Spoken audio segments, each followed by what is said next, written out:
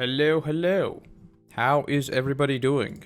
Today, we are here to talk about One Piece Film Red. I saw it yesterday, I loved it, so I want to talk about it. And like right off the bat, this is not an in-depth review, right? I've only seen the movie once, and a lot of it is very much clouded by the sheer woe nature of this entire thing. Which we'll get into. I have a few notes that I've written down. Everybody who likes One Piece, like, I'm sorry, if you are even the least bit interested in One Piece, you're gonna like the movie, at least in my opinion. It was just so much fun. But again, a lot of that is clouded. And I guess that's where I can start, right? So, this is my first One Piece movie ever. I haven't seen any of the 14 other ones I think there are. So, I didn't really even know what to expect, right? I know that a lot of the movies are in this weird sort of canon, sort of not canon stage. So I was like, basically everything we're going to be seeing is sort of not really supposed to matter that much, but at the same time there are some details that apparently do, so I was sort of confused on what to expect. It's a musical, right? It's sort of a musical, and we'll also talk about that plenty more, because that is one of the few criticisms that I've actually heard about before I actually went to see the movie myself, which honestly seemed a bit baffling, right? Because the entire trailer was about, like, Uta and her music, so people who go into it and are like, wait, there are a lot of songs? Why? It is... I mean, I wouldn't say it's a musical like a lot of other musicals, which are sort of, hey, let's say 2 sentences and go right back into song. But it does have a lot of music, all of which was incredible, by the way. There's a couple other very good ones, but this is one that had the most Oda involvement. And that is exactly what I was thinking about, right? Because after I finished the movie, my first thought was rest in peace anime onlys. Keep in mind, there are a lot of people who have not read the manga. And there are a lot of people who realize that today, in the United States, right? The film airs, so they're just gonna be like, oh, I watch One Piece, I'm gonna go and see it.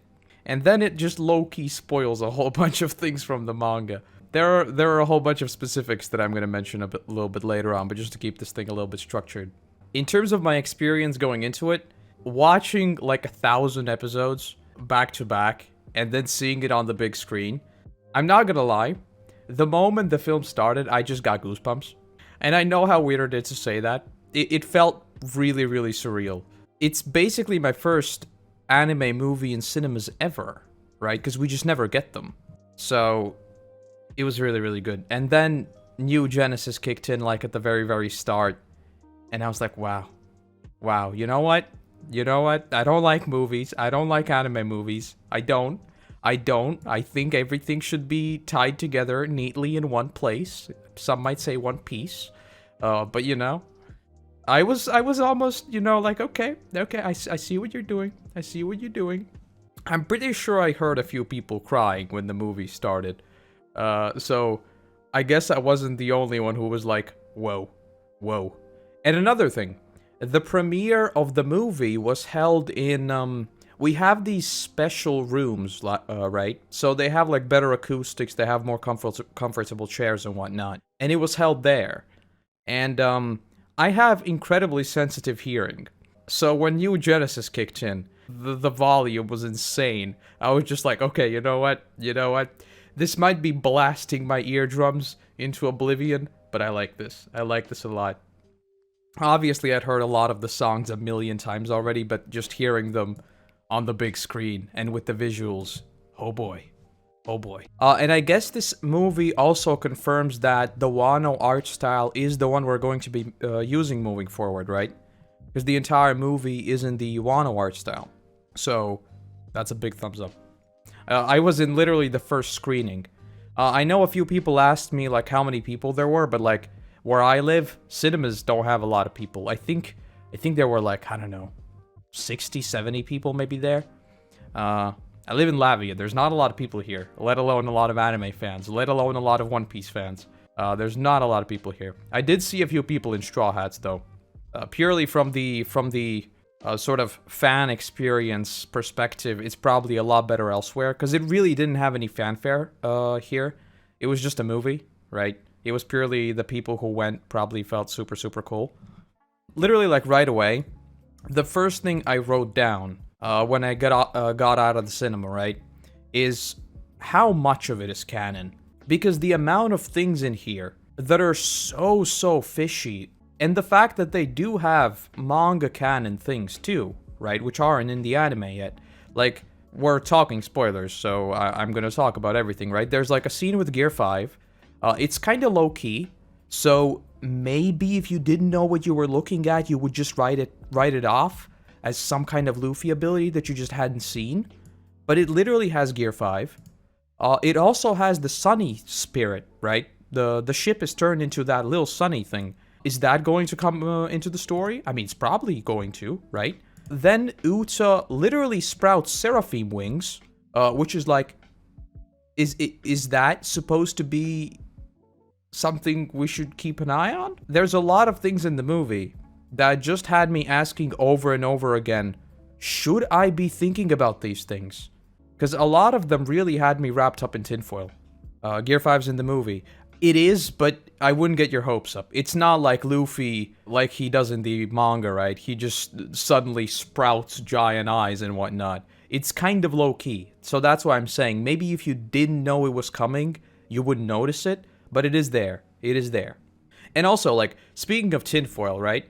At the end of the movie, a big thing is about Usopp's connection to his father and, like, his observation hockey. Is that only a movie thing, or should I be keeping that in mind? Because the movie technically takes place before Wano, time-wise, right? Again, it's supposed to be non-canon, so not really, but I don't know. And, like, based on a lot of the Uta story, my theory about Luffy wanting to turn everyone into pirates, I was wrapped up in tinfoil while watching the movie, I'm not gonna lie. There's essentially things that get revealed in here that aren't even the manga yet, which might be the first in terms of films. Shanks' crew fighting styles in particular. How much screen time does Shanks have? He has a surprising... I'm pretty sure. I'm kind of willing to bet that Shanks has more screen time in the movie than he has in the entire anime. It feels like that anyway. In terms of him actually doing things, he does so much more in the movie. It's ridiculous how much he's actually there. This is like a huge spoiler, and I don't know if it's a spoiler. Maybe I was just stupid. I did not think Uta was the villain. Like, when I went into the movie, and like we obviously saw it go through, and then we find out that this entire thing is basically a fantasy land, I was like, why is something like this not in the canon manga? Because I loved it. I love myself a good backstab. I love myself a good sort of joyous villain that is actually incredibly dark. It was incredible. It was incredible. I really hope we get to see something like that in the actual story. I loved Uta as a character. I loved her as a villain. Her power was clearly overpowered, right? That was the whole point. I mean, she was literally the big boss. I mean, when you have Luffy, Shanks, Katakuri, like a whole bunch of Big Mom pirates, a whole bunch of Marines, and like 50 other million people fighting against just one person, yeah, they're gonna have a pretty OP power. So power-wise, it was sort of silly in some cases. Yeah, talking about the characters, right? This is like another thing. Because they obviously deliberately brought back a whole bunch of fan favorites, right? I mean, bringing back Katakuri, I think everybody in the cinema was like, oh, Katakuri's here, let's go. I think everybody likes Katakuri. So he plays a role there. Obviously Shanks is there. Obviously Law is there. Beppo is just legendary. I loved Beppo so much in the movie. He's obviously comedic relief. And his jokes are played up like 50 million times in a row, but I was laughing. It was brilliant. And now that we know that he's actually not as useless as many of us have thought, it sort of was even funnier seeing it now. But talking about Uta, right? So, what I said about her dream, and about Luffy's dream. So, at the start of the movie, we basically hear that she has become this world-renowned singer. Oh, before we get to that actually, the 2 tie-in episodes. Because I was sort of confused whether I should watch the tie-in episodes before watching the movie or after watching the movie. And frankly, it does not matter. I think you could watch it before, you could watch it after, or honestly, if you really didn't have time and you were super busy, you can just skip them in their entirety. They do have a little bit more banter with like Luffy and Uta, which I do think contributes to like sort of you getting their bond a little better. But frankly, I think the film itself does as good of a job as it needs to sort of sell their entire relationship. Because conveniently, Oda has written Luffy to always forget about his best friends, about his family, and literally everything else, right? You're always sort of just like, oh, here's another friend that Luffy would be willing to turn the world upside down for. He just hasn't mentioned them, right? It's just what Luffy does. So that's pretty much what we see here, right? The film opens, everybody's like, oh, the concert, then Luffy's just like, oh, you know what? I'm gonna go say hi to her. And then they reunite, and everybody's like, wait, hold on, you know her? You're friends? And it's that type of deal. I mean, it's exactly what you'd expect, right? But Uta's dream. So obviously before the whole reveal happens that she's a baddie, right? There's a few lore bits dropped about this city of music, and how Uta moved there, and how she became a celebrity and all that. And basically her dream, again, New Genesis, is all about making the world free of pirates, free of all sorts of... Basically, she wants to rid the world of evil, bad, and everything like that, right? She just wants everybody to be happy, everybody to sing along to her music, and she wants everything to be very good, right? And then Luffy shows up, he's like, I'm a pirate. She's like, what? Hold on, what do you mean you're a pirate, right? And obviously this also plays into the whole Shanks apparently left her behind. She is sort of mad at Shanks, and there's drama there, right? Which we'd find out at the very, very end of the movie, which is something I want to talk about because I thought it was incredible. But yeah, so Luffy shows up, he's like, I'm a pirate, she's not exactly happy. And then, obviously, the twist happens. Luffy's like, okay, we had fun, right? We need to leave. We've got stuff to do. But she's basically saying, you shouldn't leave, right? You shouldn't be a pirate. Come on, Luffy, quit your pirating. And again, Luffy's like, I'm gonna be the king of the pirates. You can do whatever. You sing nice. We had a lot of fun. I've got stuff to do. And then the twist happens. She traps all of them. And then it's revealed that her dream is sort of too far in the hey, I want to make the world a happy place. So instead of making everybody happy organically, she essentially tries to force everybody to sing along to her songs, and then she traps them into their fantasy land. So it's sort of that type of deal, which I loved. But the dichotomy that brings up, with Luffy being very much against it, and reminding her that he will become the king of the pirates, and they talk so much about their dreams, right? And then even almost as if we were being poked by somebody producing the movie, we even talk about dreams while we focus on Luffy's close-up as he's sleeping in an almost identical position as the panel is, right? The whole and all of that is at the end of my dream. So I am sorry, but based on what we saw in this movie, I am 99% convinced that Luffy's true dream is to turn everybody into a pirate. At this point, I'm sort of convinced. There were a few other scenes in there that Uta talks about, like making one big sea and all that, which does sort of allude to the whole destroying the Grand Line theory, right? And just uniting everything. But from Luffy's perspective, I am, like, this film, I don't know if that was the goal, but for me, it 100% solidified my way of thinking about that. And at this point, I would kind of be surprised if it was something... I wouldn't be surprised if it was something different, but I would be surprised if it was something very different. Because based on the exchanges we see here, it just really seems like Luffy's all in on just going with the whole, I'm going to make everybody happy like you want to do, but I'm going to do it in my way, which is just freeing everyone as much as I can because I'm the king of the pirates. Pirates are free. It's gonna be awesome. That's what I think. But my favorite part of the movie are the flashbacks, right? Because this movie, I have been talking about the Shanks might be sus theory. And then obviously the latter half of the movie is all about Shanks being sus. So I was like, hold on, Shanks destroyed the city, right? Like the entire country. Surely there must be more to it. And then we sort of get a version of the flashback where, yes, Shanks has supposedly destroyed everything, and Uta is just left behind with the dude, right? Whose name I forget. Whatever his name was, the dude. And I liked how they did that, right? I'm an absolute sucker for non-linear storytelling. I've said this many, many times in videos, and I feel like that was done incredibly well. Because we are indeed shown that Shanks is the bad guy. And then we go through the plot, right, where Uta starts doing more and more sketchy things, right? We basically hear that she's going to trap everyone, and then she's going to essentially kill herself, trapping everyone forever. And only then do we jump back to the flashback again and see that, yes, Shanks technically might have destroyed everything, but Uta is the one who caused it. And then I was like, oh, I love this so much. That was such a good twist. Frankly, I should have expected it. But I loved the Shanks angle. And once again, Shanks is like, I'll just take it on my shoulders, right? You can't just be tracked by the world government your entire life. And you can't be hunted by basically the entire world for your abilities.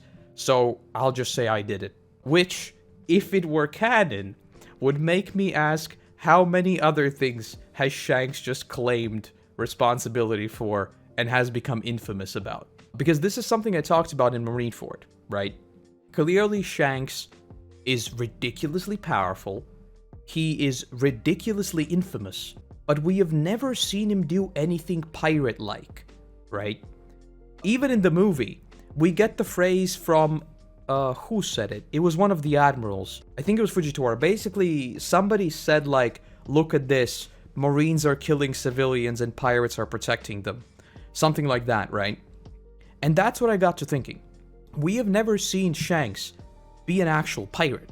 So, is it a case of him always saving things, always making the world a better place, but just becoming infamous somehow along the line? Sort of like Luffy is, right? Because Luffy's clearly not an evil dude, but he just keeps getting more and more wanted as time goes on. Is that the case? Because Shanks is obviously on another level. There's him attacking the government ship in the manga, right? You mean him getting Luffy's fruit? Yeah. Yeah, I mean, I guess that's one thing he did. That's a fair point. And I also like that Luffy's fruit is actually brought up in the movie again. Because I feel like that would be a question that everybody would ask, like, literally right away.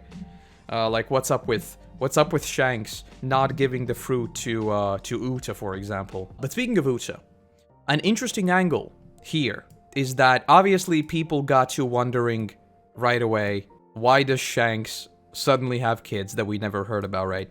And then we learned that technically she's not his daughter, right? She's just his adopted daughter, and Shanks is cool. So he keeps calling her daughter because he is her father, right? But they're not really, like, related in any way. So that sort of answers a lot of questions people might have, purely for the so how did that happen sort of questions. But the craziest thing about this entire thing is that Uta actually dies at the end, which is sad. It was very, very sad. Obviously, narratively, it worked very, very well, but I did not expect it at all. Like, at all. They were talking throughout the movie, like, oh, she's got 2 hours to live, and then everything is gonna go bad, right? And I was like, well, surely, if you keep mentioning it, it's not gonna happen, right? There's no way. But it did. It did. She actually died. And the scene was really, really, really sad. Obviously, Shanks just activating his hockey again, and this is something I just cannot wait to see animated in the anime. When Shanks shows up at Wano and just literally makes his hockey go insane and scares off Green Bull, that's going to be something very, very good, because in this movie, Shanks is just angry for like a split second. The dude just knocks out everyone. Fujitora is like, okay, you know what? On second thought, let's go away. We don't want to start a war here. That was really, really good. That was really good. But yeah, her death hits surprisingly hard. Which again, I don't know who this movie is actually written by. I should probably check that for the sake of being a good fan. But whoever wrote the Uta story did a very, very good job. I know Oda is involved, but who is the main writer? Is it also Oda? It's not Oda.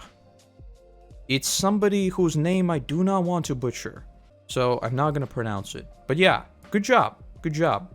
It really felt like an Oda-type flashback, where you sort of got enough story with Uta to sort of feel very bad for her. Obviously, there's a strong pull that she is associated with Shanks and she's associated with Luffy and all that.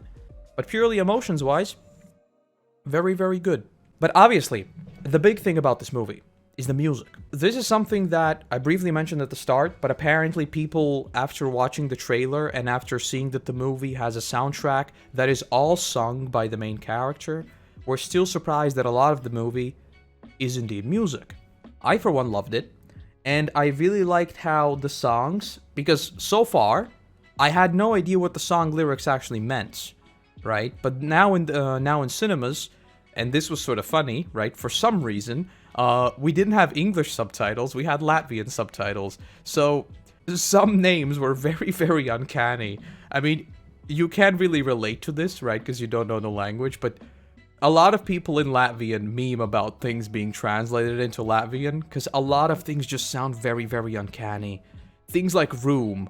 For some reason, it sounds totally normal in English, even though, yeah, it is a room.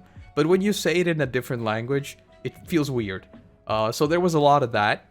But in terms of actually seeing like the song lyrics and how ridiculously well they work with the story, I was really, really surprised, right? Because so far, I've just been listening to the songs and I've just been bopping around, right? Like, I literally have no idea what she's singing about. I'm just like, good song. Good song. It's really good. And then I read the lyrics and I was like, oh. So that's why the song was so upbeat, right? She's literally talking about killing someone. Okay, I see that, Because this is a musical, obviously the songs are very important, and pay attention, which, this is sort of sad, right? I know that there is a dub coming out, and it is dubbed by, I believe, somebody who started on YouTube. I believe that is the case. I may be wrong on that, though.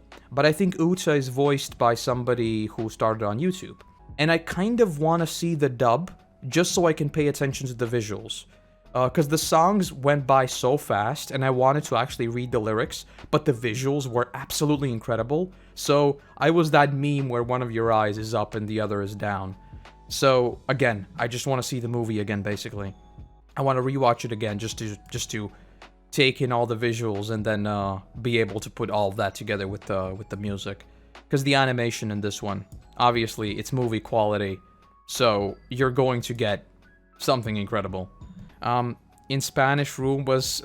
Yeah, I'm not gonna try to say it, but yeah, in Latvian, room is just istaba, which just sounds so weird. And, like, when they do their abilities, like, gum, I was like... Why did you have to translate this? Everybody here knows Luffy yells out gum and what that means. You could have just skipped that part, but no. They subtitled it. They subtitled literally everything. It was glorious. It was kind of funny. It was great. It's the same sort of thing in Dutch. A lot of things just really... Yeah. I think this is something that a lot of English audiences can't really relate to because they've just grown up with everything around them being English. But for me... Because, like, I'm just going to say 99% of content I consume is exclusively in English, and it just works like that in my brain, that when I translate it back to my actual native language, it just feels wrong. Everything about it feels wrong, for no reason whatsoever. It just feels off, and this movie was covered with that. I can't imagine having, like, an anime movie that is super technical, where you have, like, a lot of in-universe things. That'd just be weird. And the thing in Latvian is that, again, I don't know how this is in other languages, but they translate some things very literally, but they translate some things to, like, the generic word for it. This is very, very true for character names. They translated Law's name to, like, the meaning of law, but Luffy, for example, and other names, obviously, they can't translate them, so they just leave them as is. With names, I just wish they wouldn't touch them at all, and would just literally say them in the other language, but it's just a weird thing that happened. It was fun. A lot of things just don't sound weird if you yell them out in isolation in English. I think so. I think a lot of that is just because we've been conditioned to believe that, right? I feel like there's also that. We're just used to it. Maybe if somebody grew up in a cave and then watched something in English, it would be just as weird. Who knows? Who knows? Like, the final big thing that sort of brings me back right to the beginning, and it's like the biggest gripe with this movie that I have. I don't know how much of it I should take seriously. That's just like my biggest thing, because I would love for it to just be pure dumb fun, right? But it's not, because it has canon elements. It feels like it's fan fiction, like, not trying to, like, detract from it, right? I'm saying fan fiction in the sense that it's not supposed to be entirely canon. But at the same time, elements of it are.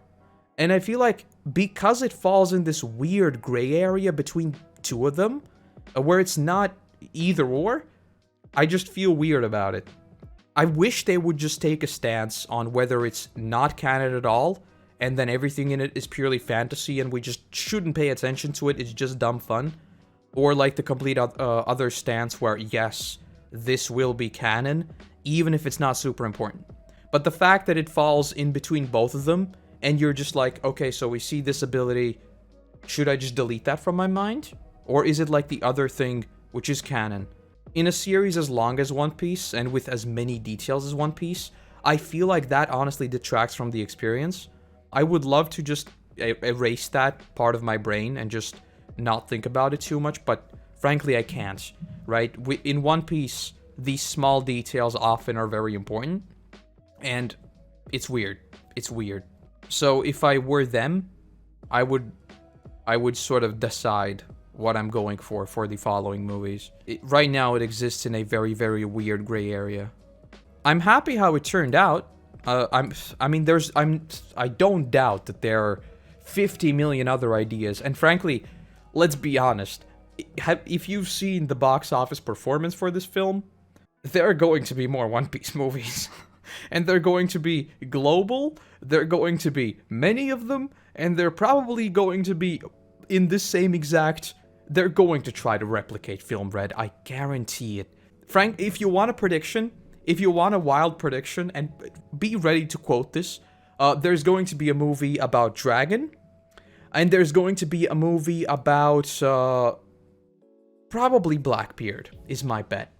I think Dragon and Blackbeard are two where they know they can make bank.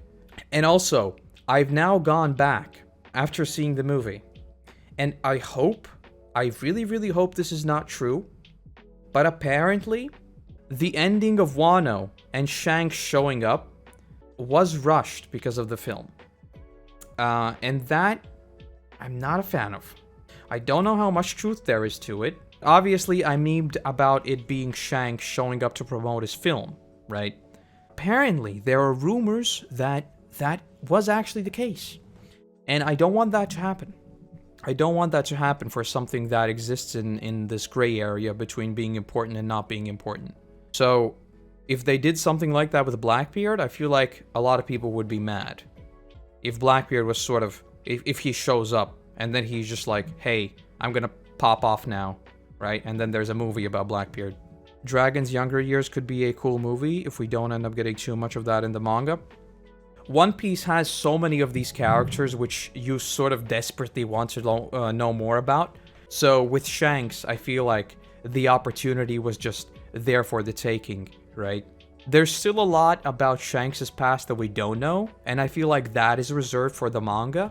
But this was technically present-day Shanks, so I feel like they weren't really too worried about what that's going to reveal. Even though technically it does reveal a few things about him, especially with his crew. That part is a bit of a bra moment, and the situation with how Wano ended makes a lot more sense with that in mind. It does. And I wouldn't be surprised. I really wouldn't be surprised if that was the case. That's honestly what has me a little bit worried, because clearly it paid off. It paid off in droves. Film Red has performed ridiculously well. Obviously, it's not Demon Slayer level, but still, it's performed very well. But yes, I think I'm gonna leave that here. Those are like all of my initial impressions. I know I went over a lot of things very briefly, but I want to see the movie again. I don't know if I'm going to have the chance to do that in cinemas, because I think it's only going to air for a few more days. And I do want to do a proper review of the film sometime when I can rewatch it a few more times and talk about, like, specific scenes. Because again, I do fully realize, if you would ask me yesterday, I would have said the movie is a 10 out of 10. Now, I would probably say it's not a 10 out of 10. It's like a 9 something. Because it's a ton of fun and I loved every bit of it. But there are a few things, like the whole canon debate. The narrative of it is essentially not really something you should take seriously, but something you shouldn't. It's weird. That's like my biggest gripe with it, as I said. If you're on the fence and you're still here, I would 100% recommend going to see it. You will love it. If you like One Piece, you will love it. It's a ton of fun. It has a lot of good music. The animation, frankly, if we got that sort of animation, this is something I really, really want. If they can reserve this level of animation for Luffy's Gear 5 appearance, I am fine with 10 filler episodes. Give me 10 filler episodes with, like, terrible animation where nothing happens. Luffy punches Kaido, Kaido punches Luffy, Luffy punches Kaido. Give me that for 10 episodes. Give me terrible animation and just save it all up for Luffy's Gear 5. Because the animation we saw here, frankly, was ridiculous. Even some of the fights that, like, weren't at the very end, there's, like, this brief fight in the cave, right? And the Zoro animation there, oh boy. So, if they are saving some budget, I really hope it's for that. Anyway, that's it. I will leave you. Have a wonderful weekend. Again, go see the movie if you haven't. I think it just opened up in, like, the US, so go watch it. Go watch it. All right. Bye-bye.